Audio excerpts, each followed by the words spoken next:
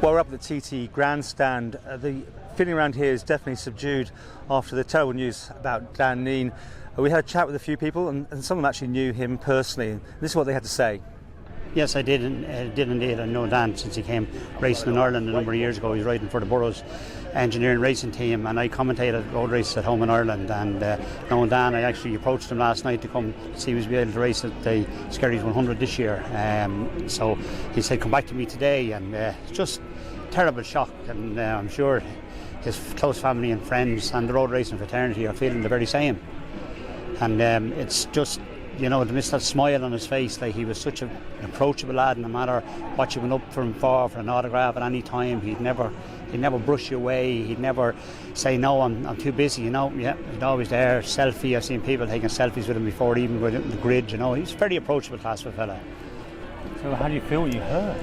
Well, I was in the paddock yesterday evening. I was talking to Dan before I went out. I was involved with NW Racing, and I was spending the day with them and our rider Darren Cooper. And we just the news filtered through when the red flag came out that it was Dan, and we were just all shocked. Like, you know, everybody hopes against hope that it'll be, you know, that might okay, could be serious injuries, but we knew where he crashed. It was a very, very fast place where he crashed, and especially when the top riders had been stopped, like, so we knew it was very serious at that stage. And like, you could feel that eerie feeling like comes right down over the paddock. You know, it's just everybody just changed their whole demeanour, and it's a sad place to be, this paddock, when something goes wrong.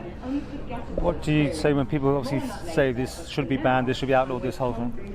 Dan Kneen and his family, they're a racing family. I mean, road racing is and I would stand up for road racing. Everybody knows it's dangerous, you know, and nobody put a gun to Dan Kneen's head to go out, or any other rider's head. They want to do that. The thrill of road racing is there, and they'll want to go out there. And you see tonight, when riders will be back on the grid with the family blessing, and they're going to go out there and they're going to race. That's just, it's in the blood. And has it put you off coming to the races? No, it gets to me. There's no doubt about that. It gets to me. We lost a rider, Alan Bonner, here last year, the same rate, NW Racing, and it's hard coming back at times. But no, it doesn't put me off. You know, I'll go home. I'll be commentating a race at home during the summer.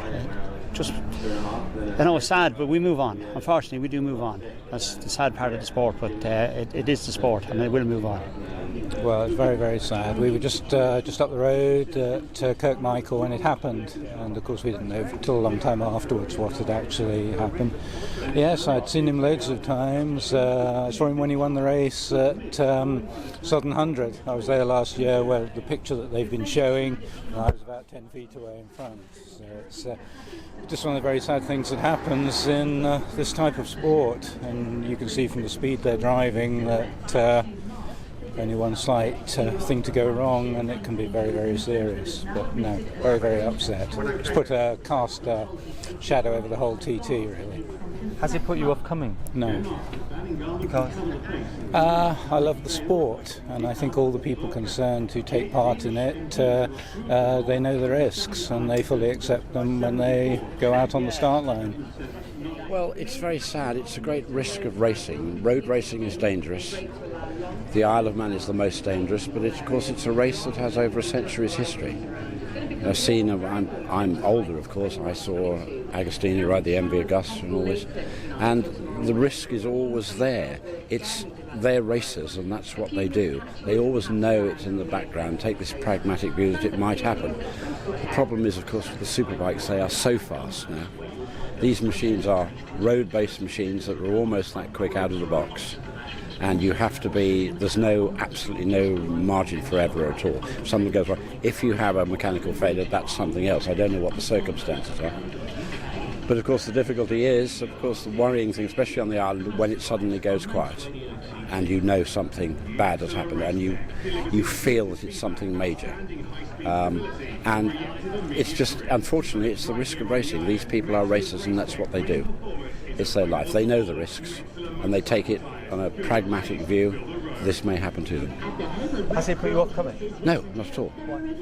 Because I've always because there's a great history of this nation led the world in motorcycling. and now it's a recreational item more than an advanced means of transport. The Isle of Man is a magical place. It's my first time back to the main TT in 47 years. But I go back to the classic TT at the end of the year because it's machines of my era and great riders that year. But I still love it. I love the sidecars particularly. I love to see a sidecar crew in action. Steve Mercer was also involved in an incident. We had this statement from the clerk of the course, Gary Thompson.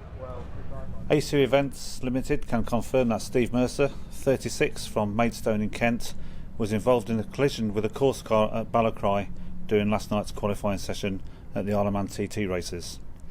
He has been transferred to Liverpool for further assessment and treatment, where his condition has been described as critical but stable. This followed the early incident during the Superbike session at Churchtown, which the course car was attending. A2 Events Limited can confirm that there is an ongoing investigation into the circumstances surrounding this incident. We also got a word with Josh Brooks, who's a friend of Dan Kneen's. He had this to say. I think every person deals with, an accident, or even, as unfortunate it was, a death in different ways. I can only speak for myself, and it's probably a kind of bizarre way, but you do try and you have a moment to sort of reflect on what's happened, and you certainly have a lot of emotional thoughts yourself, especially as someone like Dan is a great person, super friendly, always smiling, one of the nicest peoples of the paddock. So you certainly have moments to yourself, where you think of conversations and things like that. But the bizarre thing is that we're well in touch with what we're doing. When you're riding the bike, I certainly am very aware of, and I think every rider on the track is extremely aware of what we're doing. It's really, I can't express how much it's in your mind. What we're doing at any point, whether it be a mistake personally or a mechanical problem or something on the track that you weren't expecting. It's really clear what's going to happen if something goes wrong. So it's not like anybody sat here with surprise. We're shocked at the situation and saddened by the person, but at no point is it taken us by surprise. We're really, really in touch with what's happening, and the only way to be here in the first place is to have a way of dealing with it. And for me, it's to try and put it to the back of your mind and not dwell on it so much. You try and be considerate for the people that are affected, and you certainly have a lot of consideration for what they're going through. But to be able to go back on the bike the following evening, you have to have a way of dealing with it. Otherwise, you wouldn't be here in the first place, and you certainly wouldn't be able to go back out there. So, you have to have kind of quite I would say like a blunt mindset where you're able to process what's happened and put that behind you, or at least to the side for the moment, so you can continue to do essentially what you're here to do and what you want to do. Josh Brooks there talking to us, and you can see a full interview with him also here on MT-TV. And we'll be reporting throughout the festival on events as normal.